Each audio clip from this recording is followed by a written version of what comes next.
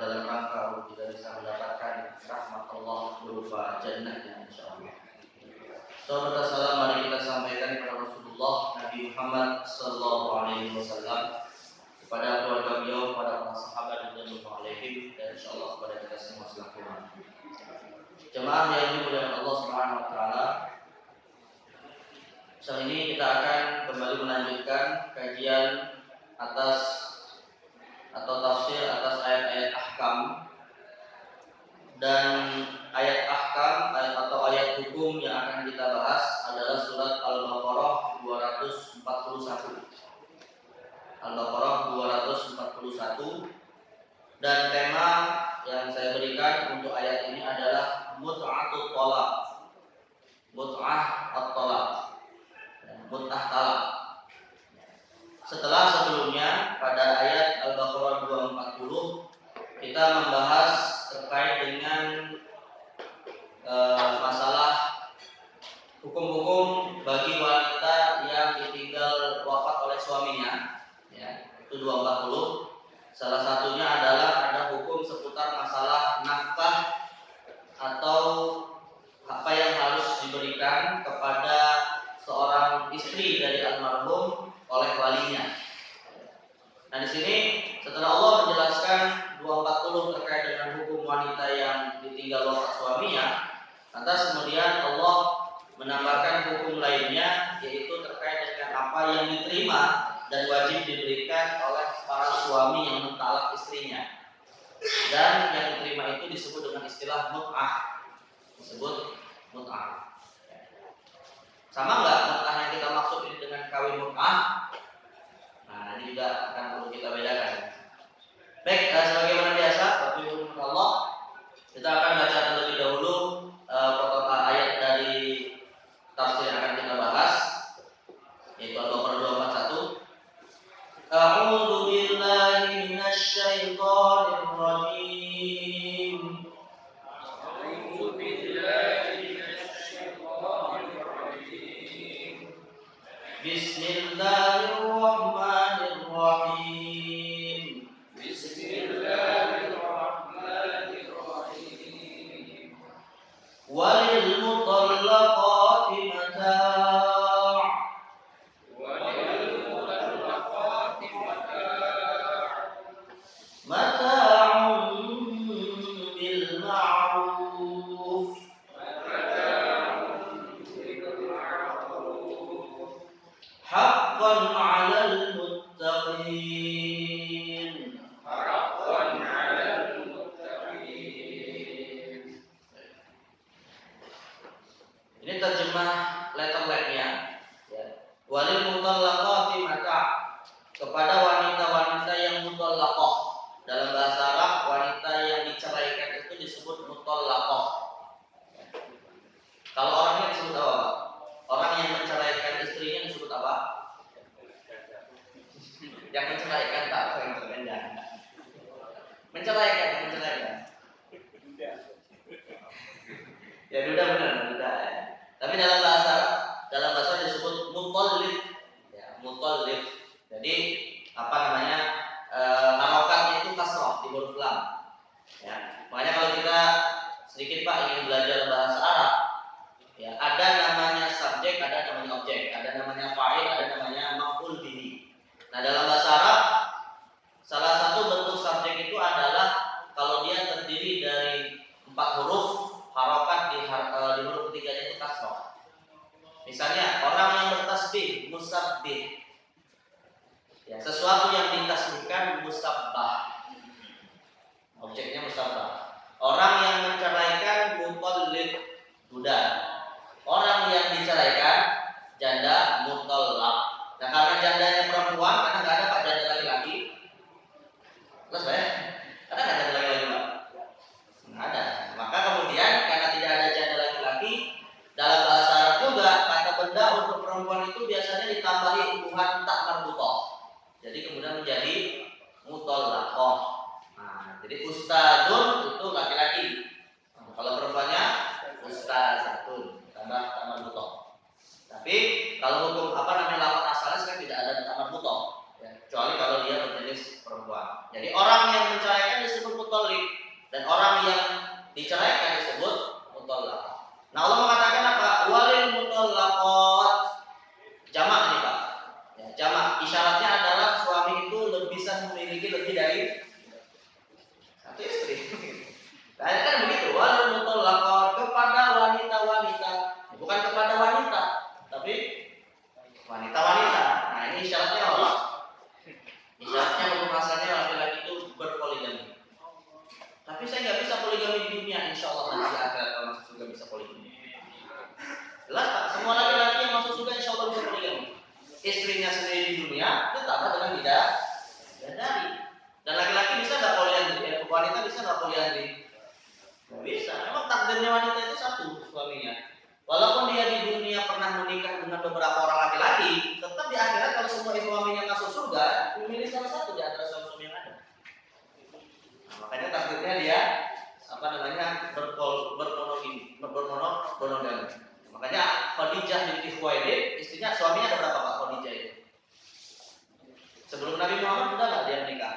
Sudah, bahkan disebutkan dalam riwayat dia sempat menikah dengan dua laki-laki. Ya, salah satunya namanya Abu Hal.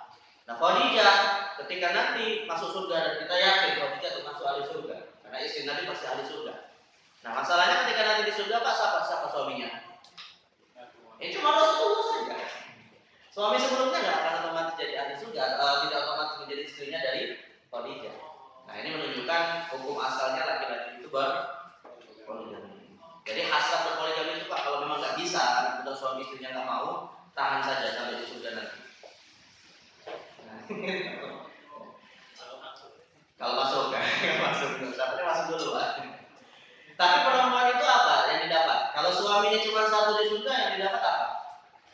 Kan kayaknya nggak adil Pak ya. Kalau laki-laki dapat bidadari, perempuan ada nggak bidadari? Nggak ada bidadari. Yang ada kalau perempuan itu takdirnya atau fitrahnya itu adalah dilmanun mufalladun. Allah buat senang dia melihat banyak anak. Jadi nikmat surganya para wanita itu ketika dalam satu keluarga, karena kita nanti di surga juga berkeluarga. Ya, kalau kita yang masuk surga akan berkeluarga juga. Nikmatnya wanita atau istri orang ahli surga itu adalah dia punya banyak anak. Tapi nikmatnya para laki-laki bukan banyak anak, banyak. Nah itu. Jadi mutallaqat, para wanita-wanita yang ditalak. Mataun, mereka mendapatkan mata. Mata itu dalam bahasa Arab berasal dari kata mut'ah. Maknanya sesuatu yang membuat senang. Makanya dalam hadis kami mengatakan ad-dunya mata. Sesungguhnya dunia itu adalah tempat bersenang-senang. Wa khairu mata'iha al-mar'atu shalihah. Dan tempat bersenang-senang yang paling disukai oleh seseorang itu adalah istri yang salehah. Bayangkan begini Pak, kalau orang pacaran nggak punya ikatan pernikahan, sempurna nggak kesenangannya? Kalau masih ada naluri di dalam hatinya, dia akan mau berzina gimana, gitu kan? Tapi syahwatnya ada yang membuat dia ikatnya bermaksiat. Tapi kalau orang sudah terikat dengan akad nikah dengan istrinya yang sah, ya mau ngapain aja terserah. Ya mau ngapain aja terserah. Karena Nabi sendiri memerintahkan seperti itu. Dan Al-Quran mengatakan wanita itu adalah harthun lakum fa'tu harthakum anna syi'tum, kata Al-Quran. Sebenarnya istri kalian itu adalah ladang. Ya, silakan datangi di mana saja kamu inginkan. Bebas. Ya kecuali pada batas-batas yang dilarang oleh syariat lewat dubur, nggak boleh misalnya. Jadi artinya wanita solehah itu adalah perhiasan dan tempat bersenang, karena hakikatnya kita sudah bisa leluasa untuk bersenang-senang dengan istri kita karena sudah ada akad yang sah. Ya, yaitu sesuatu yang membuat mereka senang diberikan oleh suaminya yang menceraikannya bil ma'ruf, dengan sesuatu yang diberikan secara ma'ruf. Haqqan 'alal muttaqin, dan hal itu merupakan suatu kewajiban bagi orang-orang yang bertakwa. Di dalam Al-Quran Allah Subhanahu wa taala menyebut kata hak itu kadang dalam makna sesuatu yang wajib. Secara bahasa kan hak itu kan artinya apa? Sesuatu yang diberikan kepada yang berhak. Itu namanya hak. Tapi maksud hak di sini maknanya adalah hukum yang wajib. Jadi pemberian mut'ah kepada istri yang diceraikan oleh suaminya itu adalah sesuatu yang wajib dilakukan.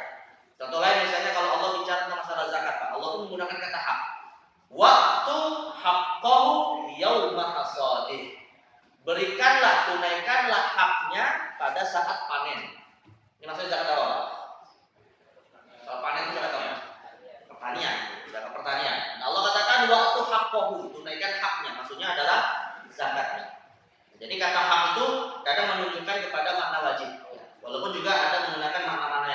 Tapi dalam ayat ini Allah katakan sesungguhnya mut'ah yang diberikan seorang suami kepada istrinya yang diceraikan itu adalah sesuatu yang wajib ditunaikan. Nah sekarang pertanyaannya mut'ah itu apa? Ya. Jadi kalau Allah perintahkan kita berikan bagi suami yang menceraikan istrinya untuk memberikan mut'ah itu apa? Dan berapa kadarnya? Nah ini akan kita bahas secara fikih. Jadi pengertian mut'ah seperti yang disebutkan oleh Imam Al-Khatib Asy-Syarbini dalam kitabnya Mughnil Muhtaj, beliau mendefinisikan mut'ah seperti ini: malun yajibu 'ala zawji daf'uh limra'atihi al-mufaraqah fil hayat. Harta yang diberikan wajib oleh suaminya diberikan kepada istrinya yang mufaraqah, yang mereka bercerai saat masih hidup melalui jalan talak. Jadi sesuatu yang diberikan suami kepada istrinya yang diceraikan saat mereka masih hidup melalui jalan talak. Ada dua di sini, Pak. Pertama perceraiannya itu terjadi karena mereka masih hidup. Maka kalau suaminya wafat tidak ada mut'ah. Walaupun wafatnya suami disebut juga dengan istilah tolak, namanya tolakul wafah. Tapi di sini tidak ada mut'ah. Dan yang kedua, jalannya talak.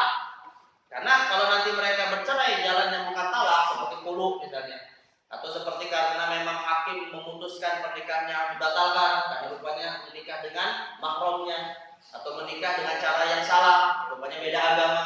Nah ini tidak ada namanya mut'ah. Jadi mut'ah hanya dilakukan diberikan kepada suami kepada istri yang diceraikan dengan dua syarat. Syarat yang pertama apa? Perceraiannya karena sebab masih hidup, bukan perceraian wafat. Dan yang kedua melalui jalan talak. Wa ma fi ma'naha bisyurut, atau yang semakna dengan talak memiliki hukum yang sama dengan talak dengan syarat-syarat tertentu. Ini saya kutipkan Pak definisi yang berlaku di negeri kita berdasarkan hukum positif ya dalam bab pertama tentang ketentuan hukum terkait dengan kompilasi hukum Islam. Ini hukum positif yang berlaku di negara kita diambil dari ajaran Islam. Pada pasal yang pertama ada definisi mut'ah, huruf J. Ini karena sering nyebut bahasa huruf J, karena huruf J maksudnya. Enggak ada huruf J dalam bahasa Indonesia. J, huruf J.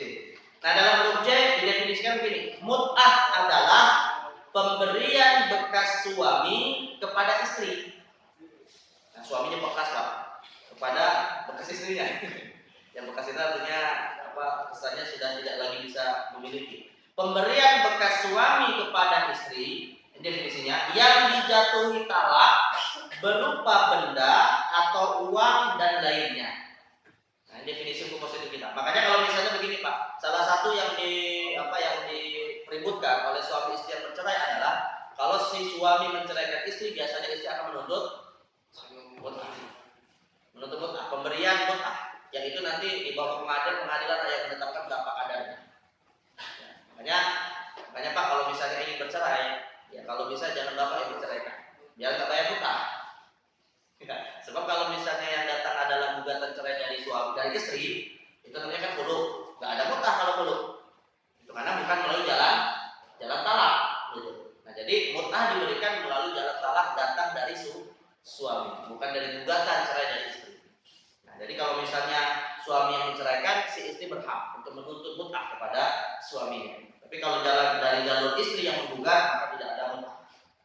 Istri juga begitu, kalau ingin bercerai, kalau bisa jangan dari istri, suaminya yang menceraikan, dia bisa nuntut mut'ah. Nah ini kalau yang paham hukum seperti ini Pak. Baik, nah ini mut'ah nikah, namanya disebut dengan istilah mut'ah nikah, ya, pemberian yang diberikan suami saat mereka bercerai. Tapi di dalam fikih ada dua istilah lain yang memiliki kata yang sama, yaitu nikah mut'ah. Dari istilah yang tadi kita sebut dengan namanya mut'ah talak, ya. Tapi berbeda dengan istilah mut'ah nikah dengan mut'ah haji. Jadi ada tiga istilah. Ada mut'ah talak, ada mut'ah nikah, ada mut'ah haji. Nah ini tiga hal yang berbeda ini. Kalau mut'ah talak seperti yang tadi kita jelaskan. Kalau mut'ah nikah inilah yang sering kita dengar dengan sebutan kawin kontrak.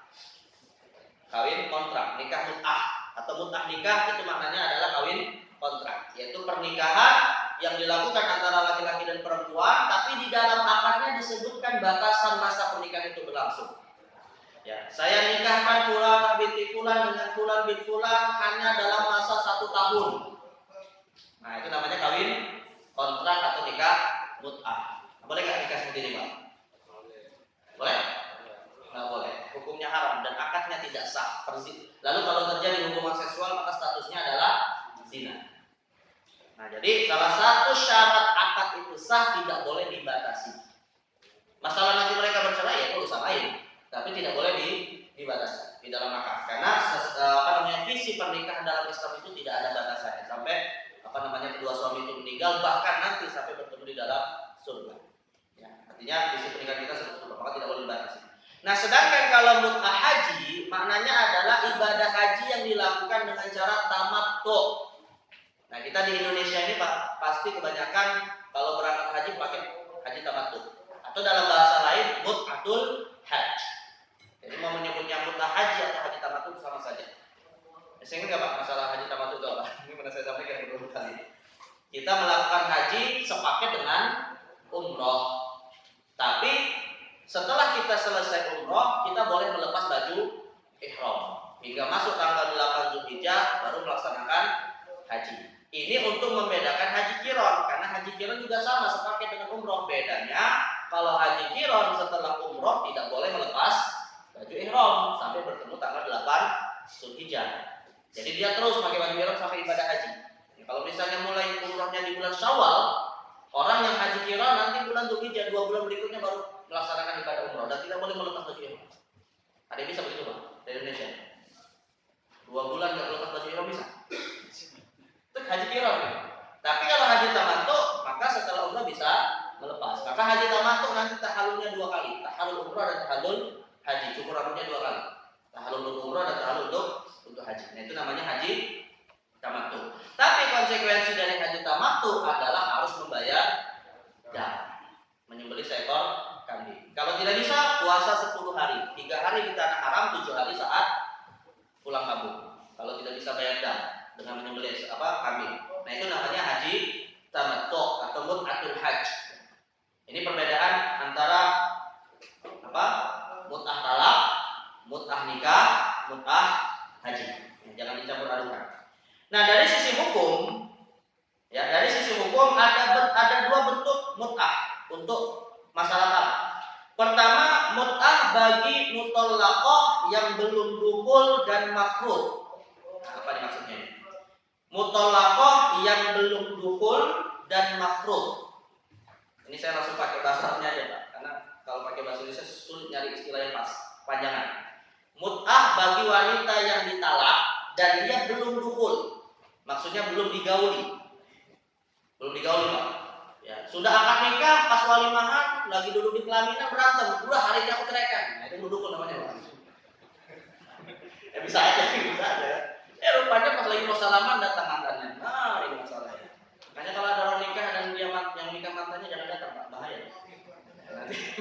Nanti belum ngapa-ngapain sudah diceraikan istrinya. Nah, ini namanya disebut apa? Belum dukhul, ya.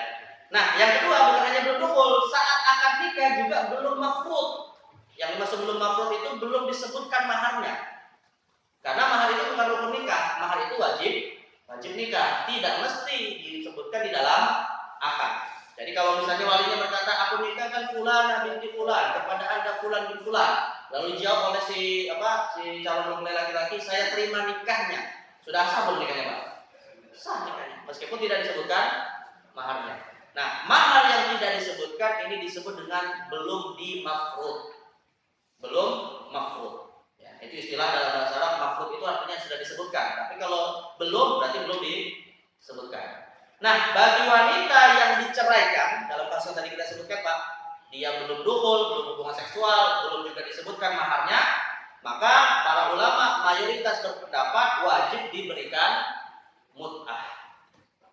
Wajib diberikan mut'ah. Jadi cerai terjadi, tapi kemudian si suami berkewajiban memberikan mut'ah. Pemberian yang membuat sang istri yang diceraikan tadi menjadi nyaman. Dan wanita yang diceraikan belum dihubung, belum digauli dan belum diberikan maharnya, statusnya bukan janda. Artinya dia tidak ada iddah. Tidak ada iddah. Kalau misalnya tiba-tiba suaminya yang tadi sudah menikah ini Pak, saya ceraikan kamu hari ini juga. Belum didukul, belum dikasih mahar. Ya udah saya terima cerainya, langsung dia nikah sama mantannya yang lagi pelaminan. Ya udah, kita langsung boleh dia nikah langsung gitu, Pak. Nggak harus nunggu iddah. Ya, harus dia. Jadi gantian nikah sama laki-laki yang lain. Ya ini dalam fikih boleh-boleh saja, tapi secara etika ya itu kurang etis gitu. Nah, jadi wanita yang diceraikan belum digauli suaminya dan belum diberi mahar, dia boleh langsung menikah, tidak ada iddah. Ya, karena hakikatnya statusnya seperti orang yang belum menikah. Ini menurut pendapat mayoritas ulama, karena mereka menafsirkan kata haqqan 'alal muttaqin, hukumnya adalah wajib. Tapi memang ada sebagian ulama mazhab Maliki mengatakan sunnah saja, tidak harus. Namun kebanyakan ulama mengatakan hukumnya wajib. Nah, sedangkan kalau mut'ah untuk wanita yang diceraikan tapi tidak memenuhi dua syarat tadi, artinya sudah didukul, sudah diberikan mahar atau sudah disebutkan maharnya, maka hakikatnya mut'ah dalam hal ini tidak wajib. Tapi hukumnya apa? Sunnah saja. Jadi kalau kita Pak misalnya menceraikan istri yang sudah sempat digauli, ya, maka di sini tetap kita disunahkan juga memberikan mut'ah kepada sang istri. Nah, di sini maka bisa dibedakan begini Pak. Kenapa istri yang tadi diceraikan padahal sudah didukul itu boleh menerima tidak wajib menerima mut'ah? Karena hakikatnya mereka sudah menerima hal lain di luar mut'ah. Kalau istri yang pertama tadi kan tidak dapat apa-apa, mahar juga belum disebutkan, maka kemudian dia hanya mendapatkan mut'ah. Namun kalau istri yang sudah didukul, maka dia mendapatkan apa yang diterima dari mahar, tapi juga mendapatkan mut'ah dengan hukum sunnah. Maka wanita yang sudah diceraikan tapi tidak didukul, wanita yang diceraikan tapi tidak wajib diberikan mut'ahnya ada 3 kondisi. Pertama, ada wanita yang dia sudah dukul dan mafrud, sudah digauli oleh suaminya dan juga sudah diberikan maharnya. Maka dalam hal ini hukumnya adalah semua mahar yang sudah disebutkan tadi harus diberikan kepada istrinya kalau sudah digauli. Yang kedua, ada yang sudah digauli tapi belum disebutkan maharnya lalu diceraikan. Nah, ini gimana Pak? Apa yang diberikan oleh si laki-laki pada wanita ini? Sudah digauli tapi belum disebutkan maharnya. Ya, pertama sunnah dia diberi mut'ah. Dan yang kedua, dia diberi mahar yang disebut dengan mahar mithal namanya. Mahar yang senilai dengan pernikahan keluarga si wanita. Misalnya si wanita ini Pak sudah digauli tapi belum sempat diberi mahar, kemudian diceraikan. Maka dia punya nggak saudari perempuan yang sempat menikah sebelumnya dan diberikan mahar oleh suami iparnya itu? Maka di sini kalau sudah diberikan mahar, dia boleh mengambil senilai dengan mahar kakaknya atau adik perempuannya itu. Nah, ini disebut dengan istilah mahar mithal. Ya. Dan yang ketiga, tidak didukul, belum digauli, tapi dalam akadnya sudah disebutkan maharnya. Nah, maka dalam hal ini sunnah diberikan mut'ah dan setengah mahar yang diberikan itu menjadi hak si istri dan setengah yang lain dikembalikan kepada suami. Nah, ini biasanya Pak kita bicara mahar-mahar seperti ini kalau memang nilai maharnya besar. Tapi kalau nilai maharnya cuma seperangkat alat sholat Pak, udah saya nggak mengambil setengahnya, ambil aja semuanya. Seperangkat alat sholat, mau dipotong sejadahnya kan nggak mungkin gitu Pak. Ngapain gitu? Tapi kalau maharnya besar, kemudian diceraikan, maharnya 1 ton emas. Nah gimana tuh Pak? Ya, belum sempat digauli tapi sudah disebutkan 1 ton emas. Nah, ini gimana statusnya? Boleh nggak suami mengambil setengah dari mahar yang diberikan? Boleh. Kalau belum digauli dan diceraikan. Ya, nah itu jadi disebut dengan setengah mahar. Nanti bisa dibaca kembali. Ada sudah kita bahas ini ayatnya dalam surat Al-Baqarah ayat 236 yang tentang ketentuan mahar ini. Baik, nah sekarang yang terakhir berapa nilai mahar yang diberikan? Ya, berapa nilai mahar yang diberikan? Pertama, kata para ulama tidak ada kadar pasti. Bukan mahar, mut'ah yang diberikan. Pertama, tidak ada kadar pasti untuk mut'ah yang diberikan seorang suami kepada istri. Dan itu dikembalikan kepada kondisi suami. Karena Allah mengatakan dalam surah Al-Baqarah ayat 236 bahwasanya wa matti'uhunna 'alal musi qadaruhu wa 'alal muqtir qadaruhu. Hendaknya suami yang kaya memberikan sesuai dengan kepantasan atas kekayaannya dan suami yang memang dalam kondisi ketidakmampuan juga memberikan mut'ah semampu dia yang bisa lakukan. Artinya ini dikembalikan kepada kondisi si suami untuk menyenangkan istri yang diceraikan.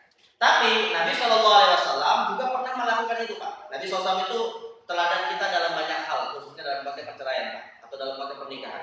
Nabi Muhammad itu pernah menikah tapi tidak pernah menikah dan ada istri yang tidak pernah diceraikan. Siapa di antaranya Pak? Menikah tapi tidak diceraikan oleh Nabi siapa? Khadijah. Nah, jelas Khadijah sampai wafat tidak pernah diceraikan oleh Nabi kan? Yang kedua ada istri yang dinikahi atau ada wanita yang dinikahi oleh Nabi diceraikan lalu dirujuk oleh Nabi. Siapa? Hafsah.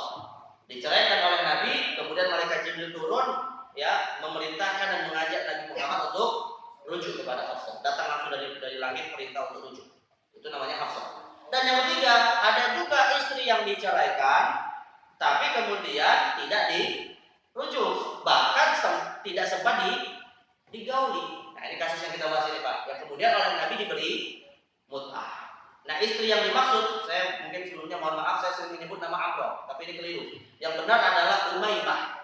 Jadi Nabi itu pernah menikahi seorang wanita namanya Umaymah. Ya, Umaymah. Dan Umaymah inilah yang sempat saya ceritakan Pak, bahwasanya beliau ketika mau digauli oleh Nabi, tiba-tiba dia mengatakan, Allahumma inni a'udzubillahi minka. Aku berlindung kepada Allah dari Muhammad SAW. Nah, ketika kemudian Nabi mendengarkan hal tersebut, Nabi mengatakan, laqad ukhti bi 'azimi ilhaqi bi ahli. Engkau sudah berlindung kepada yang Maha Agung yaitu Allah Subhanahu wa taala dari sesuatu yang tidak boleh kita berlindung kepadanya, Nabi Muhammad. Kalau kita berlindung kepada siapa? A'udzubillahi minasyaiton. Nah, ini orang ini malah menggantinya dengan a'udzubillahi minka, min Nabi Muhammad SAW. Nah, akhirnya Nabi kemudian mengatakan sesungguhnya sudah berlindung kepada yang Maha Agung tapi bukan pada tempat yang diajar oleh Allah Subhanahu wa taala itu sendiri. Maka Nabi kemudian mengatakan ilhaqi bi ahli. Pulanglah kamu ke keluargamu. Maksudnya diceraikan oleh Rasulullah sebelum digauli. Nah, ketika kemudian Nabi menceraikannya, Nabi memerintahkan kepada sahabatnya yang bernama Abu Usaid untuk uksuha zariqataini atau zariyataini. Nabi SAW memerintahkan kepada sahabatnya itu untuk memberikan kepada wanita yang tadi diceraikan dan belum sempat digauli dan juga belum sempat disebutkan maharnya, yaitu pakaian yang dua buah pakaian yang berwarna putih terbuat dari katun. Nah, ini mengisyaratkan bahwasanya Nabi pernah melakukan mut'ah dan pemberiannya berupa dua helai pakaian. Ini pendapat ini mut'ahnya Nabi SAW. Dan disebutkan juga oleh Ibnu Abbas dalam beberapa kitab fikih. Ibnu Abbas pernah berkata begini, a'lal mut'ati khadimun. Ya, mut'ah yang paling besar yang diberikan seorang suami adalah pembantu. Jadi kalau suami menceraikan istrinya Pak belum didukul dan belum diberikan mahar, ya, maka suami paling besar memberikan sesuatu kepada mantan istrinya itu adalah pembantu sampai si istri itu meninggal. Jadi disewakan pembantu. Disewakan pembantu sampai meninggal. Dari uang siapa? Ya, suami, uang mantan suami, bukan suami. Mantan suami. Dan yang paling kecil adalah memberi kiswah, memberikan pakaian. Nah, itu namanya disebut mut'ah. Nah, jadi intinya sebenarnya tidak ada standar khusus untuk mut'ah, namun Rasulullah mengajarkan kepada kita ada contoh mut'ah yang beliau lakukan yaitu memberikan pakaian. Tapi pada dasarnya kata para ulama tidak harus mut'ah ini diberikan dengan kadar yang khusus, itu dikembalikan kepada calon atau kepada mantan istri yang telah diceraikan. Nah, jadi kesimpulannya bagus sekali menurut Allah SWT, wanita yang diceraikan itu dalam konteks Islam itu memiliki kondisi yang berbeda. Kondisi berbeda dari sisi iddahnya, juga bisa dari sisi pemberian yang dilakukan suami kepada istri. Ada berupa mahar, ada berupa mut'ah dan seterusnya. Dan hal-hal inilah yang perlu kita perhatikan kalau maafnya terjadi perceraian antara suami dan istri. Tentunya sekali lagi bukan berarti kita belajar ini dalam konteks nanti berarti ini saya praktekkan, kan ilmu itu diamalkan.